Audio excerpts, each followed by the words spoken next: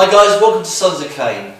This week we're going to look at the Autumn Wind Kata, which is number 7 in the ranking system from the Cain Master system. We're going to just look at the first 3 moves, a little bit of bunkai, and this will lead into later videos as we go through.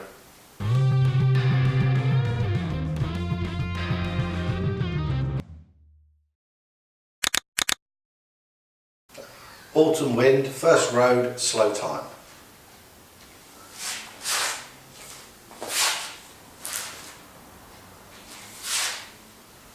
So, from the yoi position, our right hand is on top of the crook, our left hand is on top of our right hand.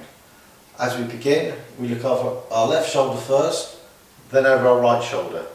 The right hand slides down to the top of the shaft of the cane, the left hand goes into yoi position, the left foot is going to slide back, so you're going to face the 3 o'clock position in a back stance or a small cat stance. Your right hand slides to the top of the shaft. The tip of the shaft goes from the floor in a clock direction from the 6 o'clock to the 12 o'clock position. So it will then go from the bottom vertical to the top vertical. The left hand then grabs the base of the cane shaft. The right hand goes to the mid shaft. You're going to shuffle forward in that 3 o'clock position to do a poke. So the cane will come back and you'll thrust like a bayonet out to do a midsection strike. You then turn to face the front and your feet face the front also. The tip of the cane is going to go in an anti-clockwise direction, so it will go high over your own head and come over and point down to where your left foot is pointing.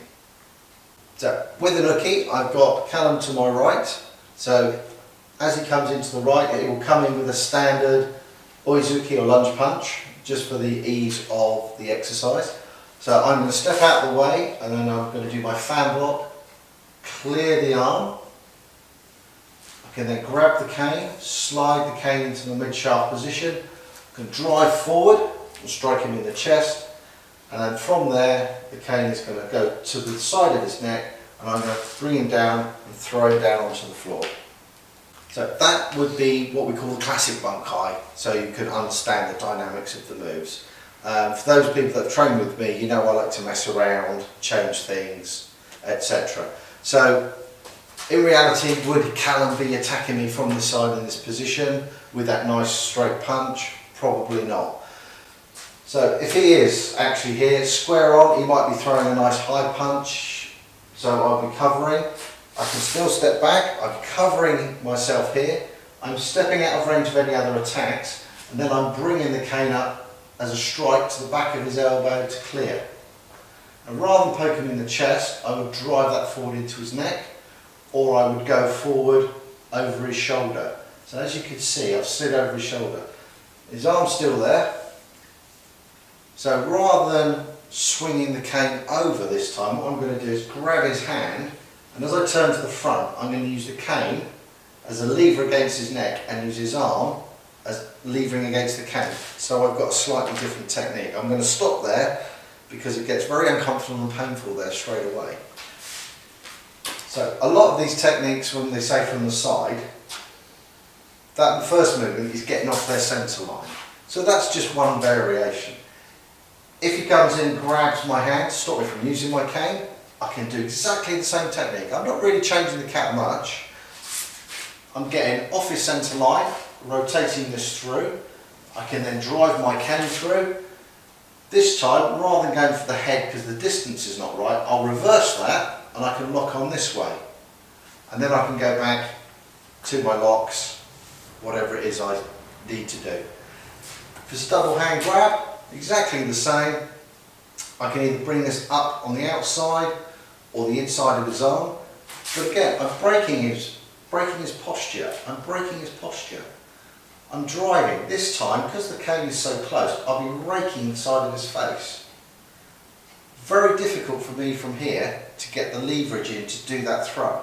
But if I grab the cane from going around his neck and then bring it down to the front, I'm not going to do it because I know how much damage that can do. But even from there, double hand, I've broken his posture, I'm round. Now I'm just going to squeeze my elbows together He's tapped out already, and that's no pressure. So if you just imagine from there, bringing that cane down to the foot position, what that will actually do to your opponent. So these are just various things. If he does a classic nice lunge football kick to my groin, where they step in, I can do the fan block and strike. I would continue that over and bring it down. I can then go into my technique. But having been hit in the leg by one of these at some fairly good force, you tend to find that the fight goes out of you. So don't just think it is just a punch coming in at you. As we always say, think, what if it's a bear hug? What if it's a double grab? What if it's a wrist grab? Uppercut punches, round punches. Think about all the things that could happen. Use one piece of bunkai and see if it can answer all your questions for you about that particular technique.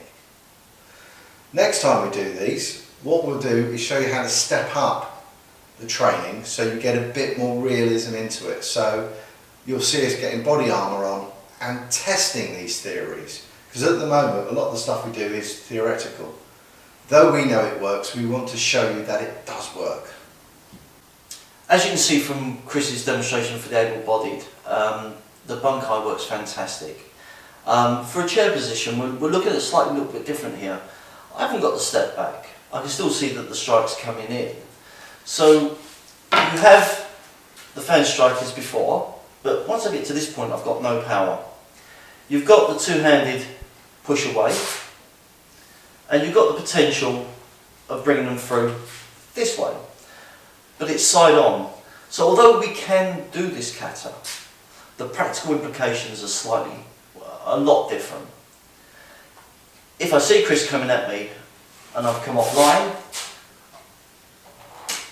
I still have the ability, double-handed. I've not used this side, I've still stayed to this side. But again, if Chris just pushes, Kev goes away. With the brakes off, Chris, just stand in front of me a second, mate. What I'm going to try and do is just bring him down. That's all I'm going to try and do. Just no more resistance. I'm not going to do anything. As you can see. So we don't really want to keep putting brakes on, brakes off and stuff like that, because you're then doing this all the time. So we're going to be looking at this part of the kata in depth for the chair. But if Christian steps a step back, please. So from this position, you look in, it comes through, you're coming off line, you're doing the fan, you can do the block, the strike, and theoretically you can do the takedown. So you can actually do it, but for practical reasons, we'll go to a whole new video why I wouldn't use this. Right guys, we hope you liked the video. Again, it's only 3 basic moves, but it's an opening. And as Chris demonstrated when he was doing the able-bodied, it leads to so many other things you can use. We learn the kata so we learn the moves, and then once you've learnt the kata, it's then deciding how you're going to use it, what bits you're going to use. You don't have to use it in sequence, you can take and pick things out of it. So again, we hope you like it. Give us a thumbs up if you like it, a thumbs down if you don't. If you give us a thumbs down, can you please leave a comment, let us know what we've done wrong or what you think we could have done better so that we can improve this channel. As always guys, when I look at kata bunkai, there's the 3 stages. There's learning the kata, doing what we call the classic bunkai. Then there's discovering alternative bunkai, and the final stage is discovering that bunkai which works for you. And that's always the most important bit. If you haven't already done so, please subscribe, ring that bell, free the fit.